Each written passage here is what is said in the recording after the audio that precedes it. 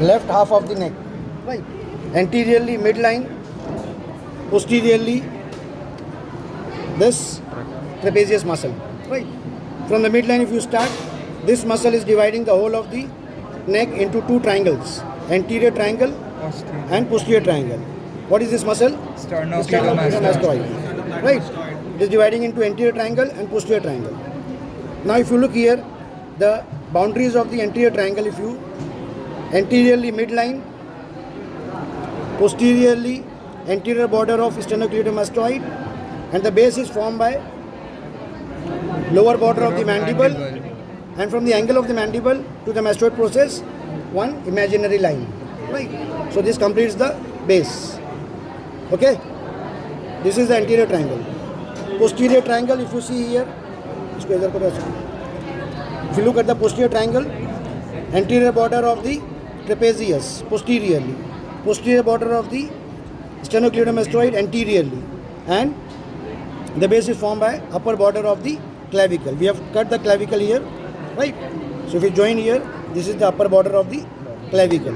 This is forming the posterior triangle, right? Then this is the anterior belly, superior belly of omohyoid, right? And from here, if you dissect in this region, there will be posterior or inferior belly of omohyoid, which again divide the triangle into occipital larger part and a smaller subclavicular triangle. So occipital triangle and supraclavicular triangle, right? In the occipital triangle, in this region you have to find out the accessory spinal nerve. Anteriorly, now if you see anterior triangles, from the midline, from the midline, and this is digastric, right? So anterior belly of digastric and the midline and hyoid bone. This forms a triangle, half of the submental triangle. If you combine both the anterior belly of digastric and the base is formed by hyoid bone, then this becomes your submental triangle, right? Second triangle here is anterior belly of digastric, antero-inferiorly, postero-inferiorly. We'll just remove this so that you can see the full length of posterior belly of digastric. Anterior belly of digastric, posterior belly of digastric. And the base is formed by lower border of mandible, an imaginary line connecting the angle of mandible with the mastoid process, right?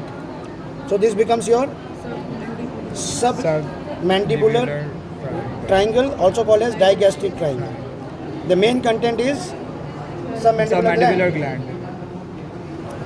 Then comes here midline, anteriorly, posteriorly, superior belly of omohyoid, and the base is formed by sternocleidomastoid anterior border. This triangle is muscular triangle. All the infrahyoid muscles, one muscle you can see here, sternohyoid muscle, from the sternum to the hyoid bone, sternohyoid muscles, right? All hyoid muscles are lying here, right? This is a part of infrahyoid muscle. This is also part of the infrahyoid muscle, right? Plus two muscles here, thyrohyoid and sternothyroid, right? All these muscles are infrahyoid muscles. Then comes the main triangle, or the most important triangle. This is formed by supero and antero-superiorly by the posterior belly of digastric, right? Antero-inferiorly by the omohyoid superior belly, and the base is formed by sternocleidomastoid, right? So if you look here, this triangle is called as carotid triangle. It contains the rectus sheath with carotid, vagus and jugular. So carotid sheath. Carotid sheath. So carotid sheath contains three things: carotids plus jugular vein plus vagus vein, right? So you have to expose in this area all the, and then if you see here, the branches of the external carotid artery will be seen. Clear? Right? So these are about the triangles. Now you have to dissect it and see the deeper structures. Clear? Once everybody has seen, then we can move on and cut